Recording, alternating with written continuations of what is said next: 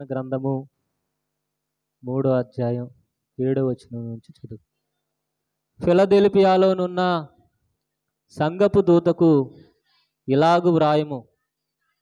దావీదు తాళపు చెవి కలిగి ఎవడును వేయలేకుండా తీయువాడును, ఎవడును తీయలేకుండా వేయువాడునైనా సత్యస్వరూపియగు పరిశుద్ధుడు చెప్పు సంగతులేవనగా. సరిపోద్దండి, అందరూ చెబుతాం. దావీదు తాళపు చెవి కలిగి ఎవడును వేయలేకుండా తీయువాడును, ఎవడును తీయలేకుండా వేయువాడునైనా సత్యస్వరూపి. హల్లెలూయా. కాబట్టి ప్రకటన గ్రంథంలో 7 ఉత్తరాలను ఆనాడు యోహాను గారి ద్వారా దేవుడు రాశారు. ఎన్ని సంఘాలకి? 7 సంఘాలకి 7 ఉత్తరాలు. Ephesus, Smyrna, Pergamum, Thyatira, Sardis, Philadelphia, Laodicea అని 7 సంఘాలకు 7 ఉత్తరాలను రాస్తూ అందులో ఉన్నటువంటి ప్రతి సంఘములో ఉన్నటువంటి మరి మంచిని పొగుడుతూ చెడును మాత్రం సరిచేసుకోమని, లోపాన్ని సరిచేసుకోమని తెలియపరిచారు. హల్లెలూయా. దేవునికి స్తోత్రం చెప్పండి ఒకసారి. ఆనాడు యోహాను భక్తుడు ద్వారా, అపోస్తుడైన పౌలు గారి ద్వారా కొంతమంది భక్తులను ఏర్పాటు చేసుకుని దేవుడు ఉత్తరాలు రాశాడు. మరి ఈ రోజున మన ఉత్తరం ఏంటి? దేవుని దైవజనులోంచి వచ్చేటువంటి దేవుని స్వరమే దేవుని ఉత్తరం. గట్టిగా చెప్పలు కూడా దేవుని నామమున మహిమపడు. హల్లెలూయా. మీరు వినుచున్న వాక్యమే దేవుని ఉత్తరం. అందుకని మందిరానికి ఆసక్తితో రావాలి. దేవుడు నాకు ఏం ఉత్తరం ఇచ్చాడు, ఏమి వ్రాసాడు నా గురించి, ఏమేమి చేయమంటున్నారు ఆయన, ఏ ప్రణాళికలో నేను ఉండాలి, ఏ ఉద్దేశంలో నేను ఉండాలని ఆసక్తితో దేవుని దగ్గరకు వచ్చుదుముగాక. ఆ యొక్క ఫిలదెల్ఫియా సంఘానికి రాస్తూ ఎవడును వేయలేకుండా తీయువాడును, ఎవడును తీయలేకుండా వేయువాడునైనటువంటి నేను దావీదు తాళపు చెవులు కలిగినటువంటి వాడను. తాళం దేనికి గుర్తు అని చెప్పాను? అధికారానికి. అందరూ చెప్పండి, తాళం దేనికి గుర్తు? అధికారానికి. స్తోత్రం చెప్పండి ఒకసారి. టిఫిన్ చేసి వచ్చారు అందరూ? ఎందుకంటే మధ్యాహ్నం కాబట్టి టిఫిన్ చేసే వచ్చి ఉంటారు. హల్లెలూయా. అంటే ఒక కోట అయిపోయింది అనమాట. ఇప్పుడు వెళ్ళిన తర్వాత రెండో కోట వేస్తారు. హల్లెలూయా. శక్తి పుంజుకుని దేవునికి స్తోత్రం చెబుదురుగాక, గట్టిగా చెప్పుదురుగాక. హల్లెలూయా చెప్పడం వల్ల ఉపయోగం ఏంటి చెప్పండి ఒకసారి.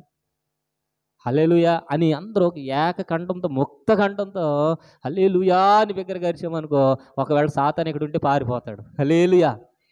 ఒకవేళ మీలో ఏదైనా బద్ధకం ఉంటే పారిపోతుంది, మీలో ఏదైనా శాపం ఉంటే పారిపోతుంది. ఇప్పుడు చెప్పండి, ఇంకా కొంచెం గట్టిగా చెప్పండి. హల్లెలూయా.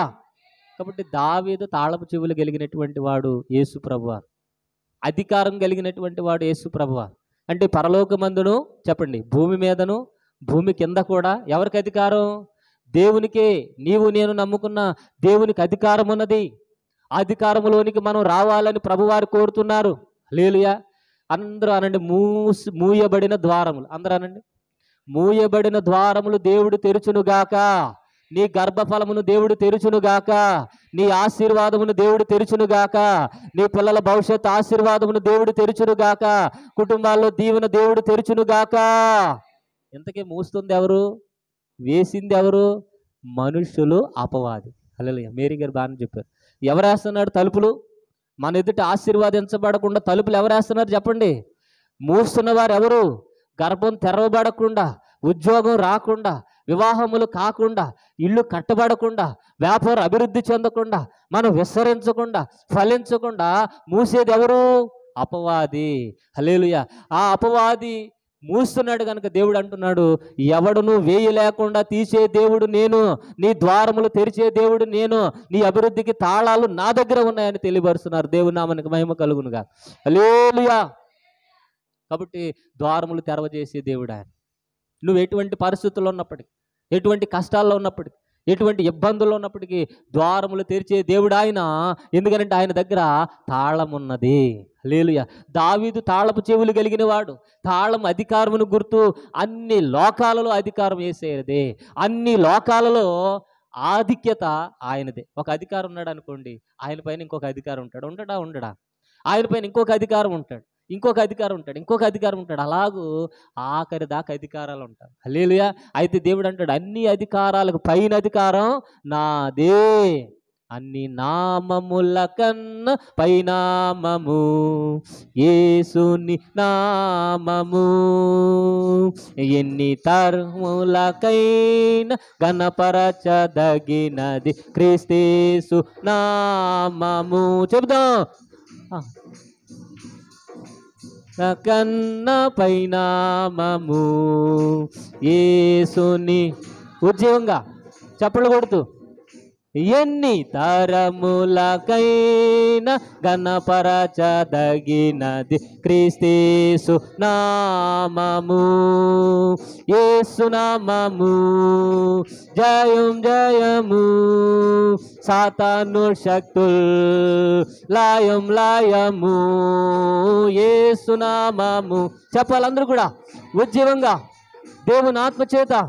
సను శక్తుల్ లాయం లాయము, హల్లెలూయా హోసన్న హల్లెలూయా హల్లెలూయా ఆమేన్. మరొకసారి అందరూ కూడా హల్లెలూయా హోసన్న హల్లెలూయా హల్లే ఆమేన్. ఆపొద్దు, అన్ని నామముల కన్నా. అబ్బే ఆపొద్దు, పాడాలి. యేసుని నామము ఎన్ని తరములకైనా బలపరచదగినది క్రీస్తేసు నామము. హల్లెలూయా. ఆపేస్తున్నారు మధ్య మధ్యలో పాట, ఆ లీనియర్గా వెళ్ళిపోతూనే ఉండాలి. హల్లెలూయా. మధ్యలో పాట ఆపకూడదు. ఆ శక్తి వచ్చేయాలి. పాటలు ఏమొస్తుంది, ఆరాధనలు ఏమొస్తుంది, శక్తి, బలం. ఆ బలం ఉంటేనే మనకు ఆరోగ్యం. హల్లెలూయా. డాక్టర్ దగ్గరికి వెళ్తే అంటాడు, నీకు బలం లేదని. హల్లెలూయా. ఏమని అంటారు, బలం లేదమ్మా. బలం ఎక్కడి నుంచి వస్తుంది? ఫ్రూట్స్ తినడం ద్వారా రాదు, రక్తం ఎక్కించుకోవడం ద్వారా రాదు, ఎక్సర్సైజ్ చేయడం ద్వారా రాదు, గుడ్డు పాలు తాగడం ద్వారా రాదు. హల్లెలూయా. పైకి నీరసం వస్తుంది, గ్యాస్ పడదు. నీకు ఆరాధనలో నీకు శక్తి వచ్చును గాక, ఆరాధనలో నీకు మహిమ వచ్చును గాక, ఆరాధనలో నీకు బలం వచ్చును గాక. పౌలు గారు అంటారు, మన శరీరం కృషించుచున్నను ఆంతర్య పురుషుడు బలంగా ఉండాలంట. హల్లెలూయా. ఆంతర్య పురుషుడు బలముగా ఉండును గాక. కాబట్టి సర్వాధికారం ఎవరిది?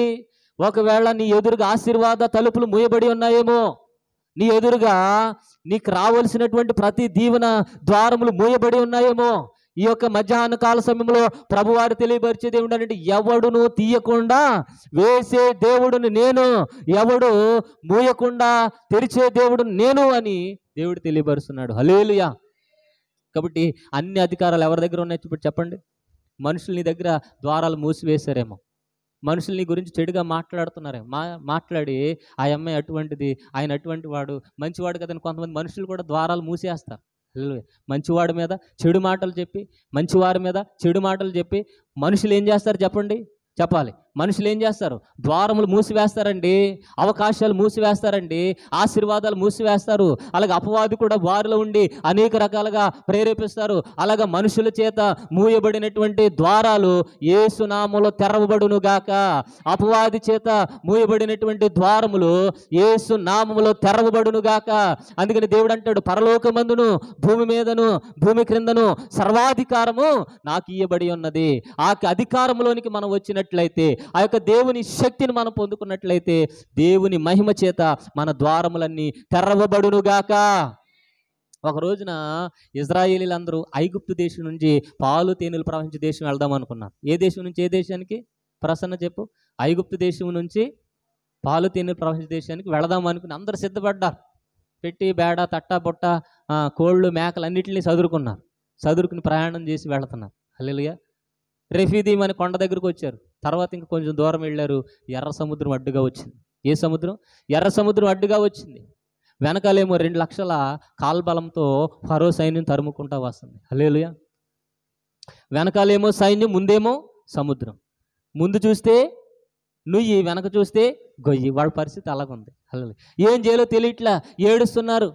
మోషే, మాకు ఐగుప్తు దేశంలో సమాధులు లేవని ఏడుస్తున్నారు. కానీ దేవునికి మోషే గారు ప్రార్థన చేశారు, దేవుని ఆత్మచేత నింపబడ్డారు, దేవుని శక్తి చేత నింపబడి చేతిలో ఉన్న కర్ర చేత, చేతిలో ఉన్న అధికారము చేత, చేతిలో ఉన్నటువంటి తాళము చేత సముద్రమును కొట్టారు. అది 2 పాయలు అయిపోయింది. గట్టిగా చప్పలు కొట్టి దేవుని నామమును మహిమపడదాం. హల్లెలూయా. ఇశ్రాయేలు జనాంగానికి, దేవుడు నమ్ముకున్నటువంటి వారికి పాలు తేనెలు ప్రవహించే దేశం వెళదామంటే ద్వారములు మూసింది ఎవరు? ద్వారములు మూసింది ఎవరు? అపవాది. ఎర్ర సముద్రాన్ని అడ్డుగా పెట్టింది. అక్కడ ఎర్ర సముద్రం ఉంటుందని ఎవరికి తెలుసు? దేవునికి తెలుసు. అయినప్పటికీ దేవుడు తెరుస్తానని, అయితే ఎర్ర సముద్రాన్ని అడ్డు పెట్టింది ఎవరయ్యానంటే అపవాది పెట్టింది. వెనకాల సైన్యాన్ని తరుముతుంది ఎవరు? సైన్యాన్ని పంపించింది ఎవరు? అపవాది. హల్లెలూయా. అలా మూసుకుపోయినటువంటి ద్వారములు దేవుడు తెరచునుగాక. సముద్రంలో హైవే రోడ్డు వేసేసాడు. సముద్రంలో ఏమేసాడమ్మా? హైవే రోడ్డు వేసేసాడు. హైవే రోడ్డు వేసి వెళ్ళండి, హల్లెలూయా, దర్జాగా వెళ్ళండి అని పంపించాడు. వెనకాల ఫరో సైన్యం వస్తే వెంటనే ఏం చేసాడమ్మా? ఆయన మూసివేశాడు. హల్లెలూయా. అయితే ఆ ద్వారములు తెరవబడడానికి కలిగినటువంటి కారణం, మూయబడినటువంటి ద్వారములు తెరవబడాలి అని అంటే ఒకటే యెషయా గ్రంథం 62వ అధ్యాయం 2వ వచనం చదువుదాం. యెషయా గ్రంథం 62వ అధ్యాయము 6వ వచనం. యెషయా గ్రంథం 62:6 చదువుదాం. యెరూషలేమా, నీ ప్రాకారముల మీద నేను కావలి వారిని ఉంచి ఉన్నాను. వారు రేయైనను పగలైనను వారు మౌనముగా ఉండరు. గట్టిగా చప్పలు కొట్టి దేవుని నామమును మహిమపడదాం. హల్లెలూయా. యెరూషలేమా, నీ ప్రాకారముల మీద నేను కావలి వారిని ఉంచాను. వారు రేయైనా సరే పగలైనా సరే ఏం చేయరంట? మౌనముగా ఉండకూడదు. హల్లెలూయా. కాబట్టి అపవాది నిన్ను ఎన్నోసార్లు గలిబిలి పెడదామని చూస్తూ ఉంటుంది. అయితే మనం పగలైనా రే అయినా మౌనముగా ఉండకుందుముగాక. మౌనంగా ఉండకూడదంటే ఏం చేయాలి? అంతే, ప్రార్థన చేయాలి. హల్లెలూయా. ఏం ప్రార్థన చేయాలి? ఎడతెగక ప్రార్థన చేయాలి, విసుగు చెందక ప్రార్థన చేయాలి. కావలివారు అనండి ఒకసారి. కావలివారు అంటే వాచ్మెన్, కావలివారు అంటే బుర్కావాడు, కావలివాడు అంటే సెక్యూరిటీ గార్డ్, కావలివాడు అంటే కావలి కాసేవాడు. ఒకవేళ కావలి కాసేవాడు నిద్రపోతే ఏం జరుగుద్ది? చెప్పండి అమ్మా. కావలి కాసేవాడు నిద్రపోతే ఏం జరుగుద్ది? వెళ్ళిపోతాయి. హల్లెలూయా. సర్వమంగళం అన్నమాట. అలాగే గొర్కావాడు నిద్రపోతే ఏం జరుగుద్ది? సర్వమంగళం. తర్వాత వాచ్మెన్ నిద్రపోతే ఏం జరుగుద్ది? సెక్యూరిటీ గార్డ్ నిద్రపోతే ఏం జరుగుద్ది? హల్లెలూయా. అందుకని నిద్రపోకుందుముగాక. కనులకు ఏంటంట? కునుకుపాటైనను కనురెప్పలకు నిద్ర అయినను రానీయకము. లేడి ఎరుకువాని చేతిలోంచి తప్పించుకున్నట్లుగా, పక్షి వేటగాని చేతిలోంచి తప్పించుకున్నట్లుగా మనం తప్పించుకుందుముగాక. యెరూషలేము ప్రాకారముల మీద కావలి వారిని ఉంచాడంట దేవుడు. వారు రేయైనా పగలైనా నిద్రపోకుండా ఎడతెగక ప్రార్థన చేదురుగాక. ప్రార్థనే ప్రాకారము, ప్రార్థనే శక్తి, ప్రార్థనే బలము, ప్రార్థనే మహిమ. రాత్రి కూడా మర్చిపోకూడదు. రాత్రి అంతా ప్రార్థన చేయాలి, పగలంతా నువ్వు ప్రార్థన చేయుదువుగాక. ఒక రోజున అపోస్తుల కార్యముల గ్రంథంలో తీయొద్దులేండి, సంఘము చక్కగా అభివృద్ధి చెందుతున్నటువంటి సమయం. యేసు ప్రభు శిష్యుల్లో ప్రధానమైనటువంటి వారు 3 శిష్యులు ఉన్నారు. పేతురు, యోహాను, యాకోబు. వీళ్ళు చక్కగా సంఘమును కట్టి నడిపిస్తున్నటువంటి సమయంలో హేరోదు చక్రవర్తి, ఆడి పేరేంటి? హేరోదు చక్రవర్తి సడన్గా యాకోబుని ఖడ్గంతో పొడి చంపేశాడు అంటండి. యాకోబుని ఏం చేశాడు? ఖడ్గంతో పొడి చంపేశాడు. అంటే సంఘానికి హింసను కలగజేయడానికి ఇష్టపడిపోయాడు హేరోదు. హేరోదులోనికి అపవాది దూరిపోయింది. హేరోదు క్రూరుడైపోయారు. హేరోదు తన పదవి కోసం 2 సంవత్సరాల పైబడినటువంటి వారందరం చంపించి వేశాడు. సొంత పిల్లలు కూడా చంపేశాడు హేరోదు. చరిత్ర మనం చూసుకుంటే సొంత భార్యను కూడా అతను నమ్మలేదు, సొంత వారిని ఆయన నమ్మలేదు. ఎప్పుడు కూడా హింస హింస హింస అని చెప్పేసి క్రూరంతో రక్తం మరిగినటువంటి ఒక అపవాదిగా, ఒక సింహంగా అతను తయారైపోయి అన్యం పుణ్యం ఎరిగినటువంటి, అందరినీ మంచి మార్గంలో తీడుచుకొని వస్తున్నటువంటి, దేవుని మార్గాన్ని ప్రకటిస్తున్నటువంటి యాకోబుని ఏం చేశాడంట? ఖడ్గంతో పొడి చేసాడంట. హల్లెలూయా. అప్పుడు సంఘం మేల్కోలేకపోయింది. సంఘానికి తెలియలే. అకస్మాత్తు పరిణామం జరిగేసరికి ఏం చేయాలో తెలియలేకపోయింది. హల్లెలూయా. సంఘానికి శ్రమలు ప్రారంభమైంది, సంఘానికి హింసలు ప్రారంభమైంది. వెంటనే గ్యాప్ కూడా ఇవ్వకుండా యాకోబుని చంపినటువంటి హేరోదు చక్రవర్తి వెంటనే పేతురుని చంపడానికి కూడా రెడీ అయిపోయాడు. ఎవరిని చంపడానికి? పేతురుని చంపడానికి కూడా రెడీ అయిపోయాడు. అపోస్తుల కార్యముల గ్రంథం 12వ అధ్యాయంలో ఈ విషయాలన్నీ ఉంటాయి. హల్లెలూయా. తీయొద్దులేండి. పేతురుని కూడా పట్టేసుకుని చంపేద్దాము అని అనుకుంటున్నటువంటి సమయంలో ఈ పేతురు, యోహాను, యాకోబు ఎవరిటి చూడండి? కావలి వారు అనండి. దేవుని రాజ్యాన్ని స్థాపించడానికి, దేవుని రాజ్యాన్ని ప్రకటించడానికి ఉన్నటువంటి కావలి వారు.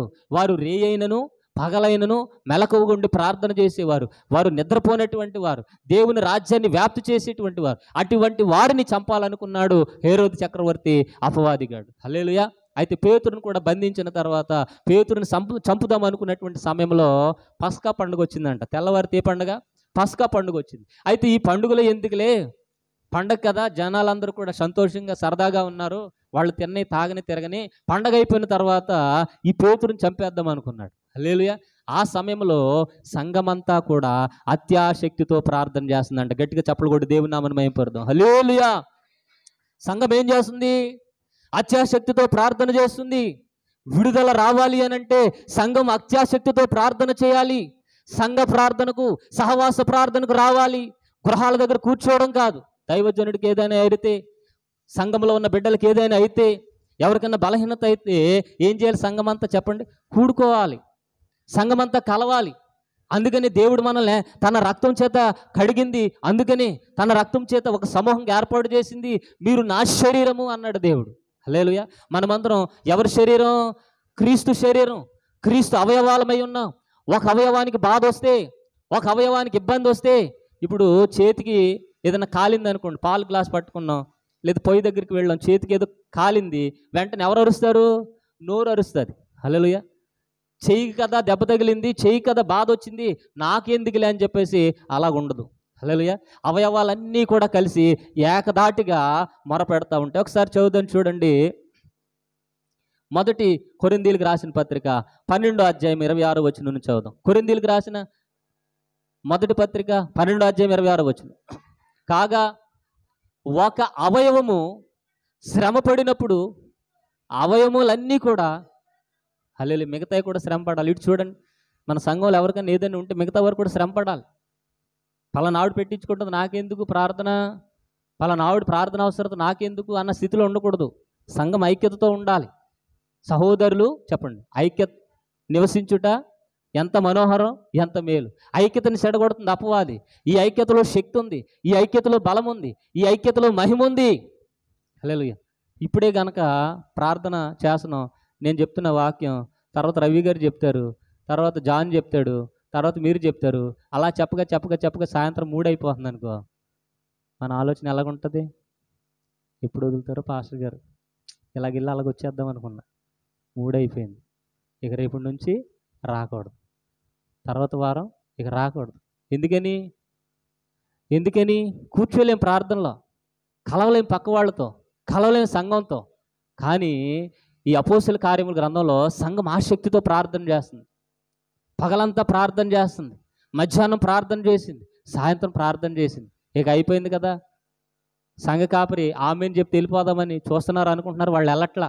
సాయంత్రం అయిపోయింది, అర్ధరాత్రి అయిపోయింది, తెల్లవారిపోతుంది. హల్లెలూయా. తెల్లవారిపోయేదాకా కూడా వారు అత్యాశక్తితో ప్రార్థన చేస్తూనే ఉన్నారు. ఆ ప్రార్థన పరలోకం చేరిపోయింది. గట్టిగా చప్పలు కొట్టి దేవుని నామమున మహిమపరుద్దాం. పరలోకం చేరిపోయింది. పరలోకం నుంచి దేవదూత వచ్చేసింది అక్కడికి. ఎవరు వచ్చారమ్మా? దేవదూత వచ్చి పేతురు గారు సంకెళ్లతో బంధించబడ్డాడు. ఎలాగో సంకెళ్లతో బంధించబడ్డాడు. కాళ్ళకి బొండ ఉంది, ఈ తల కాళ్ళు కలిపి కట్టేశారు. అతడు ఇటు మెదలడానికి లేదు, ఇటు మెదలడానికి లేదు. అక్కడ ఉంటుంది 3 గేట్లు ఉన్నాయంట. ఎన్ని గేట్లు? 3 గేట్లు. ప్రధాన ద్వారము, మధ్య ద్వారము, నుండేటువంటి అసలైనటువంటి ద్వారం. 3 గేట్ల దగ్గర అక్కడ ఉంటుంది 14 చతుష్టాయములు అక్కడ ఉన్నాయంట కాపల. ఎన్ని చెప్పండి? 14 చతుష్టాయములు. అంటే అర్థం ఏంటంటే ఒక్కొక్క గేటు దగ్గర 14 మంది సైనికులు ఉన్నారు. హల్లెలూయా.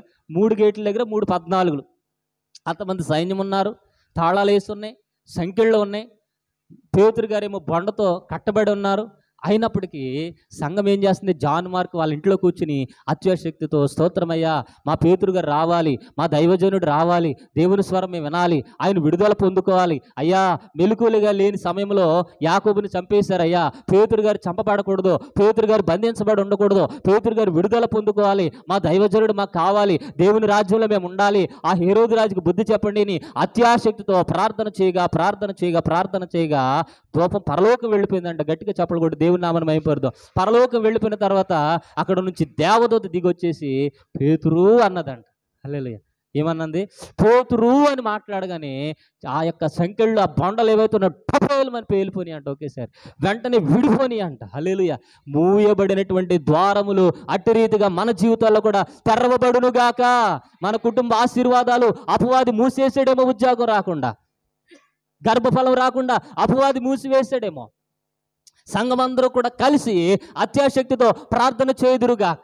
ఎందుకనంటే ప్రార్థన ద్వారానే సమస్త కార్యాలు జరుగుతాయి. ఒకళ్ళ అవసరతలో మనమందరం కూడా పాలు భాగస్తులుగా ఉండాలి. ఇప్పుడు అవయవాలు ఏమనుకుంటున్నాయి? ముక్కుకి బాధ అయితే నోరు కూడా అరుస్తుందండి. చర్మానికి బాధ అయితే నోరు కూడా అరుస్తుందండి. కాళ్ళలో ముళ్ళు గుచ్చుకుంటే మెదడేమంటది, తల ఏమంటది? అబ్బా కాళ్ళలో కదా గుచ్చుకుంది, నేనేమి అరవను, నేనేమి చెప్పను, నా ఫీలింగ్ ఏమి చెప్పనని ఆ తల అలాగే ఉండిపోతే, అలాగే ముక్కులోంచి చీవుడు కారింది అనుకోండి, ఈ చెయ్యి తొడవకుండా ఉంటే ఏమవుద్ది? ఆకలి అవుతుంది. ఆకలి అవుతుంది కడుపుకి. ఆకలి దేనికి అవుతుంది?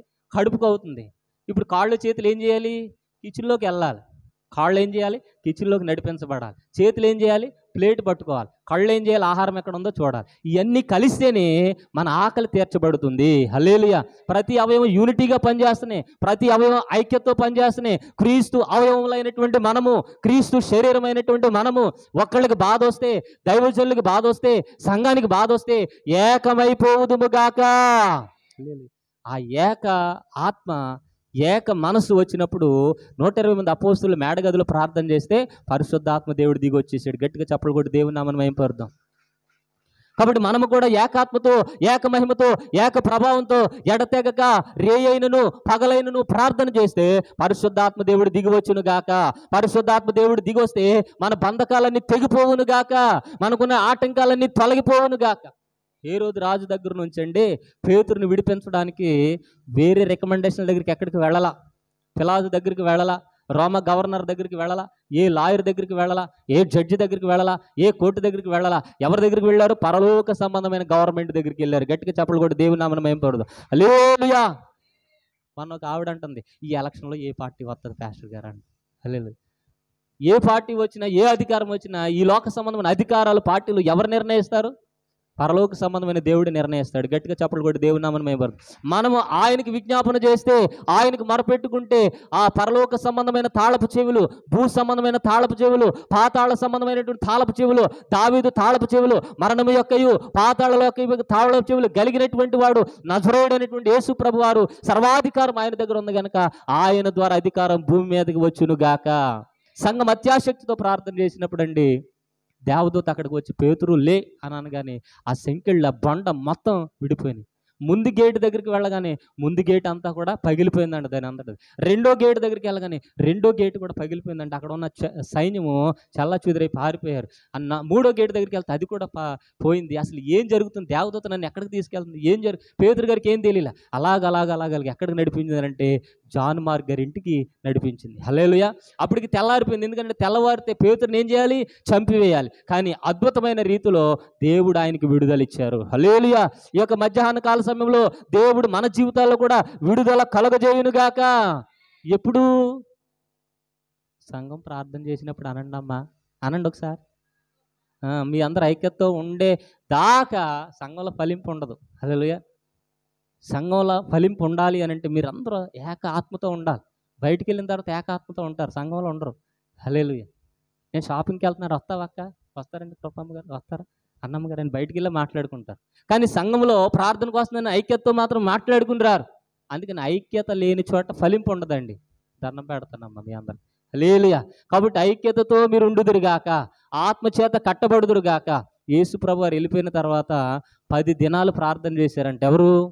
120 మంది అపోస్తలులు. 10 దినాలు ప్రార్థన చేస్తే మొదటి రోజున ఏకాత్మ లేదు వాళ్ళకి, రెండో రోజున ఏకాత్మ లేదు. వెళ్ళిపోయాడు వదిలేసి మన వల్ల పట్టుకెళ్ళిపోదని ఆలోచనలు ఉన్నారు. లేదా కూటుకుండా కూడదాకా తోముకుని సంసారాలు చేసుకుందని ఆలోచనలో ఉన్నారు. కానీ 10వ రోజుకి వాళ్ళందరికీ ఏమొచ్చిందంట? ఏకాత్మ అనండి, ఏక మనసు రాగానే పరిశుద్ధాత్మ దేవుడు వచ్చి విభాగించబడిన నాలుకలతో అక్కడ అల్లల్లాడిపోయాడు. గట్టిగా చప్పలు కొట్టి దేవుని నామమున మహిమపరచు. హల్లెలూయా. మన జీవితంలో ఆశీర్వాదాలు పొందుకోవాలనంటే, మన జీవితంలో దీవెనలు పొందుకోవాలనంటే ఎడతెగక ప్రార్థన చేదుముగాక. తెస్సలోనికైయులకు రాసిన మొదటి పత్రిక 5వ అధ్యాయం. తెస్సలోనికైయులకు రాసిన మొదటి పత్రిక 5:15 చదవండి. ఎవడును 5:15 చదవండి. 5:15 ఎడతెగక, అందరూ అనండి ఒకసారి, ఎడతెగక, ఎడ తెగక. అనేది ఎడబాటు అనేది మన సంఘములో కానీ మన కుటుంబంలో కానీ రాకుండును గాక. ఇటు చూడండి, ఎడ తెగకూడదు అనండి ఒకసారి. ఎడ తెగకూడదు. తెగితే ఏమవుద్ది? విడిపోతే ఏమవుద్ది? ఇప్పుడు పూసల దండ ఉందనుకోండి మన దగ్గర, ఉన్నా ఎవరి దగ్గర అన్నా దండలు వేసుకుంటున్నారా? వేసుకోవట్లేదు కదా. పూసల దండ అలా తెగిపోయింది అనుకో, ఎడ తెగింది అనుకో, పూసలన్నీ ఎక్కడ పడతాయి? డబ్బని అక్కడే పడిపోతాయి. హల్లెలూయా. ప్రార్థన తెగిందంటే, ప్రార్థన ఆపారనంటే అక్కడే పూసలన్నీ, నీ ఆశీర్వాదాలన్నీ రాలిపోవును గాక. ఆమేన్ అనకండోయ్. ఆమేన్ అంటారేమని చెప్పాను, అలవాట్లో పొరపాటు. ఆశీర్వాదాలు రాలిపోతే ఆమేన్ అంటారేమో అనుకోండి. హల్లెలూయా. అలర్ట్గానే ఉన్నారు అందరూ. దేవుడు మిమ్మల్ని దీవించును గాక. హల్లెలూయా. కాబట్టి ఎడ తెగకూడదు. తెగకుండా దండ ముడివేయబడితేనే, ఆ దండ కలిసి ఉంటేనే పూసలన్నీ కూడా కలిసి ఉంటాయి. గట్టిగా చెప్పలు కూడా దేవుని నామమున మహిమపరుద్దాం. చిన్నప్పుడు మా ఊర్లో ఒక ఆయన వచ్చేవాడు పాములు పట్టుకుని. తాచుపాములు ఉంటాయి కదా, తాచుపాములు తెలుసు కదా, తాచుపాములు, అనకొండలు ఇంటికి తీసుకొచ్చేవాడు. ఇంటికి తీసుకొచ్చి వాటిని చూపించి డబ్బులు అడుగుతూ ఉండేవాడు. సెంటర్లోనేమో ప్రదర్శన చేస్తూ ఉండేవాడు. పాములు నరసయ్య అంట ఆయన పేరు. ఏం పేరు? పాములు నరసయ్య అంట. తాచుపాములు పట్టుకుంటాడు, పెద్ద పెద్ద తాచుపాములు. అనకొండలు కూడా పట్టుకుంటాడు. పట్టుకుని ఒంటి మీద వేసుకుంటాడు. హల్లెలూయా. ఒంటి మీద వేసుకుని తన తలని ఇలా చూపిస్తూ ఉంటాడు అందరికి పాముని. ఈ తాచుపాములు తీసుకొని వచ్చి 4 బాక్సులు ఎన్నో ఉండి ఆ బాక్సుల్లో పెట్టుకుని ఆ మూత తీసేవాడు. మూత తీసి వెంటనే ఏం చేసేవాడు? అని చెప్పేసి నాదస్వరం ఊదేవాడు. హల్లెలూయా. అది ఊదినంత సేపు కూడా పాము ఏం చేసేది? ఆ బోర వైపు చూసి ఇలా ఇలా ఇలా ఇలా ఆడుతూ ఉండేది. ఎప్పుడైతే ఆపడో ఆడి మీద కాటు వేయడానికి వచ్చేది. అమ్మో అని చెప్పేసి మళ్ళీ ఊదుతూ ఉండేవాడు. ఓ అని ఊదుతూ ఉండేవాడు. ఆ బొగ్గలు నిప్పట్ని అనుకోండి, నరాలు లాగిని అనుకోండి, ఆపితే మాత్రం ఇది కాటు అనేది అనమాట వెంటనే. అది ఈ 4 పాములు ఒకేసారి. ఎన్ని పాములు? 4 పాములు. 4 బాక్సులు తెచ్చేవాడు, సెంటర్లో పెట్టేవాడు. అదేమో ఎంత బారు లేసేది, ఊతున్నంతసేపు దాన్ని చూసి ఆడుతూ ఉండేది.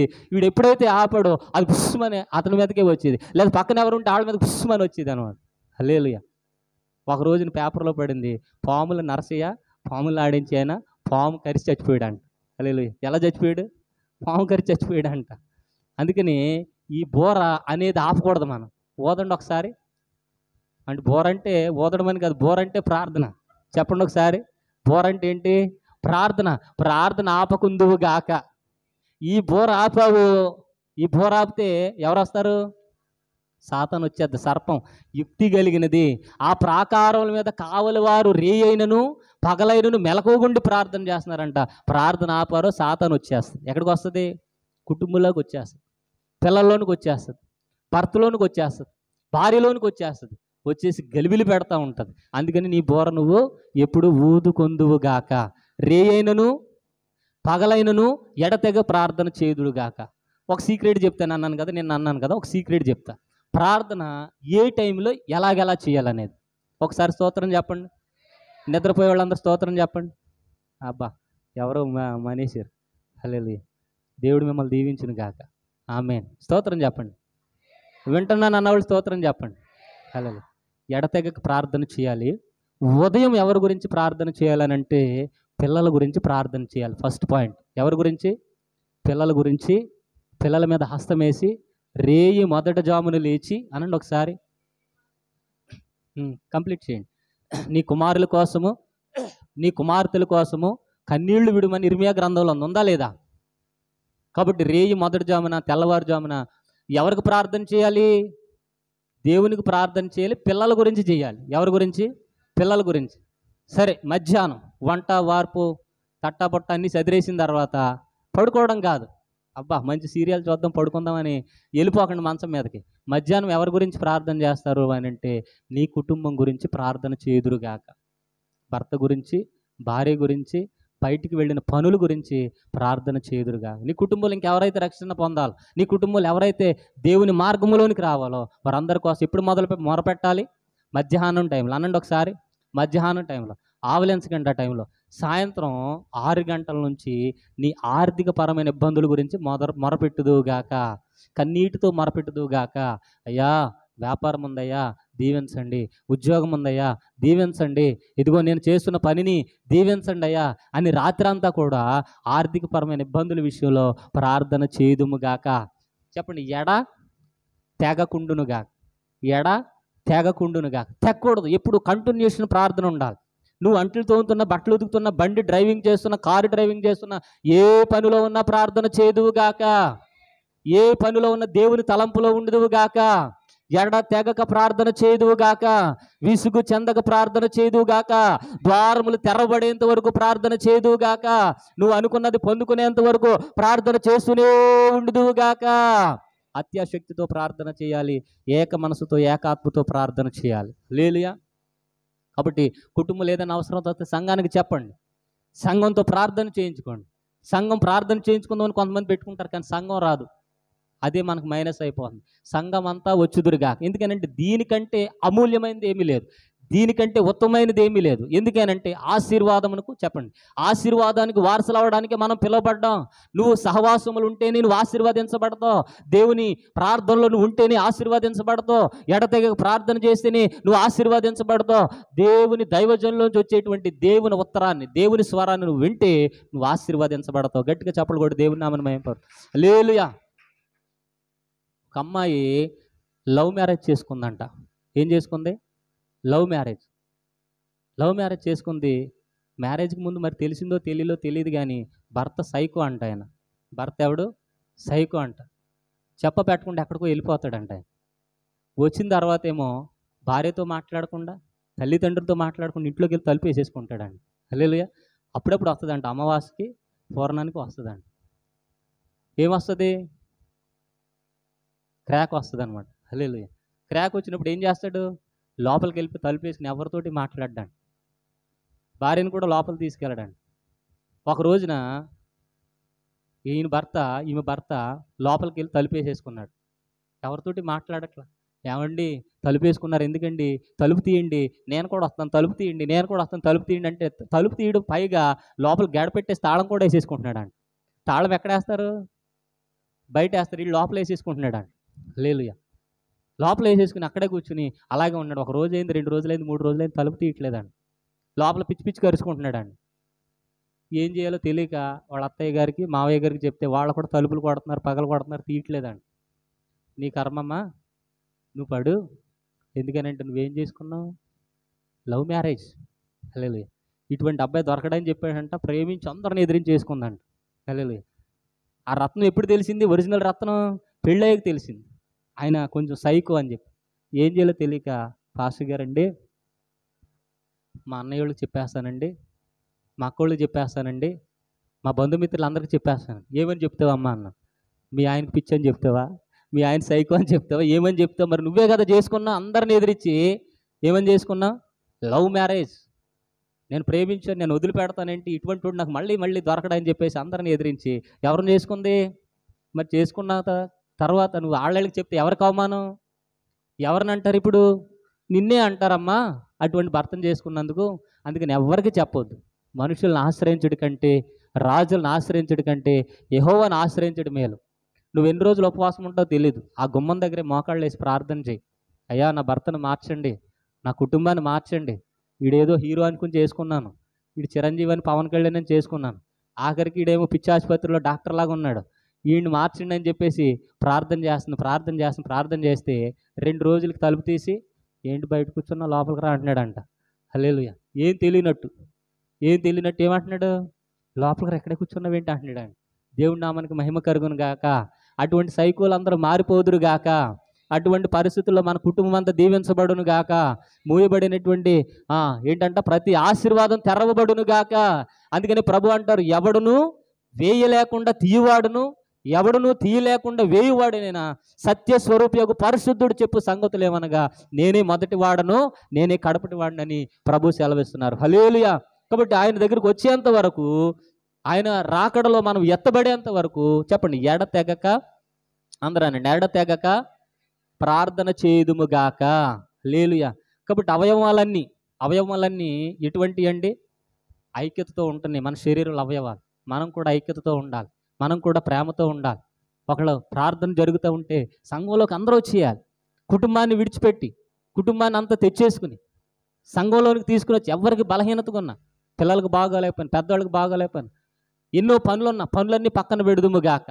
హల్లెలూయా. ఎందుకనంటే దేవుడు మనల్ని ఆశీర్వదించిన తర్వాత ప్రార్థన విడిచిపెట్టకూడదు. దేవుడు మనల్ని ఉన్నతమైన స్థానంలో ఉంచిన తర్వాత ప్రార్థన విడిచిపెట్టకూడదు. అవే ఇవే. హల్లెలూయా.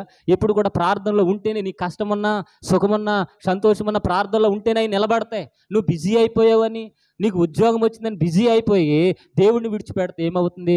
ఆ ఉద్యోగాన్ని, ఆ వ్యాపారాన్ని, ఆ యొక్క పరిస్థితిని, ఆశీర్వాదాన్ని మరలా వెనక్కి తీసేసుకుంటాడు దేవుడు. హల్లెలూయా. ఎందుకనంటే దేవుడు ఎందుకు మనల్ని తయారు చేశాడనంటే దేవుడి నామాన్ని మహిమపరచడానికి, దేవునికి నిత్యము ఎడతెగ ప్రార్థన చేయడానికి, ఆయనతో సహవాసం కలిగి ఉండడానికి, ఆయన విశ్రాంతిని మనం పొందుకోవడానికి, ఆయన మహిమను మనం పొందుకోవడానికి. హల్లెలూయా. ఎడతెగక ప్రార్థన చేయుదుము గాక. మత్తయి సువార్త 18:19 చదువు. మత్తయి సువార్త 18:19. మరియు మీలో ఇద్దరు తాము వేడుకొను దేనిని గూర్చి అయినను భూమి మీద, హల్లెలూయా, భూమి మీద ఏకీభవించిన ఎడల పరలోకమందు నా తండ్రి వలన, హల్లెలూయా, తండ్రి వలన దొరుకుతుంది. గట్టిగా చప్పలు కొట్టి దేవుని నామమున మహిమపరుతాం. కాబట్టి మనం అందరం ఏకీభవించుదాం, ఏకాత్మతో ఉండుదాం. మన సంఘములో ఎవరికి ఏ అవసరతలు వచ్చినాయో ఏకాత్మతో మొరపెట్టుదుము గాక. కార్యం జరిగేంత వరకు మొరపెట్టుదుము గాక. మనకు ప్రార్థన తప్ప వేరే పని లేదు, ప్రార్థన జీవితం తప్ప వేరొకటి లేదు, దేవుని స్వరాన్ని వినడం తప్ప వేరొకటి లేదు. వేరొకటి ఉందా? ఒక ఆయన అన్నాడు, అయ్యా నా తండ్రి చచ్చిపోయాడు అయ్యా, పెద్ద దినానికి వెళ్ళాలయ్యా, ఎందుకనంటే కనీసం తండ్రి చచ్చిపోయినప్పుడు కూడా నువ్వు రాలేదురా అని చెప్పేసి లోకం తిడతాదయ్యా, మా పెద్దనాన్న తిడతాడు, మా బాబాయ్ తిడతాడు, నేను వెళ్ళాలయ్యా అంటే ఏసే అన్నాడు, మృతులు పాతి పెట్టుకుంటారు, నువ్వు వచ్చి నన్ను వెంబడించు, దినానికే వెళ్ళనివ్వాల. మనమైతే అమ్మో మా బాబాయ్ చచ్చిపోయాడు, మేము వెళ్ళకపోతే ఎలాగా, చిన్నప్పటి నుంచి మా అమ్మ నాన్న చూశాడు అని చెప్పేసి వెంటనే ప్రార్థన మానేసి మరి బస్ టికెట్ కొనుక్కుని వెళ్ళిపోతాం. హల్లెలూయా. కానీ దేవుడు అంటాడు, మొదట నా నీతిని, రాజ్యమును వెతకండి. నా నిమిత్తము, నా సువార్త నిమిత్తము అన్నదమ్ములనైనను, అక్క చెల్లెలైనను, పిల్లలనైనను, భూములనైనను విడిచిన వాడు రాబో లోకమందు ఏంటంటే నూరంతల ఆశీర్వాదమును పొందుకొనుగాక. అలాగే 2 కొరింథీ పత్రిక 10:4 చదువు, ముగించేసుకుందాం. మా యుద్ధోపకరణములు శరీర సంబంధమైనవి కావు, దేవుని ఎదుట దుర్గములను పడద్రోయబడినవి. అనగా ప్రార్థన జీవితం. ఉదయం అంతా ప్రార్థన చేశారంటే పేతురు గారి కోసం, రాత్రంతా ప్రార్థన చేశారు పేతురు గారి కోసం, విడుదల పొందుకున్నాడు. హల్లెలూయా. యెరూషలేమా, నీ ప్రాకారముల మీద నేను ఎవరు నుంచాను? కావలి వారు నుంచాను. వారు రే అయినా పగలైన ఎలాగుండరంట? మౌనంగా ఉండరు. నువ్వు మౌనంగా ఉండకూడదు. ఇప్పుడు మొరపెడుతూనే ఉండుదువు గాక, ప్రార్థన చేస్తూనే ఉండుదువు గాక.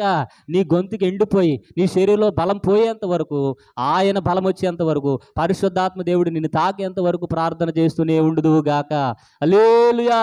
దేవుని శక్తిని పొందుకుందువు గాక, దేవుని మహిమను పొందుకుందువు గాక. అనండి, నా జీవితంలో మూయబడిన ద్వారములు నా యేసయ్య తెరుస్తాడు, కాబట్టి నేను సంఘమును విడిచిపెట్టను.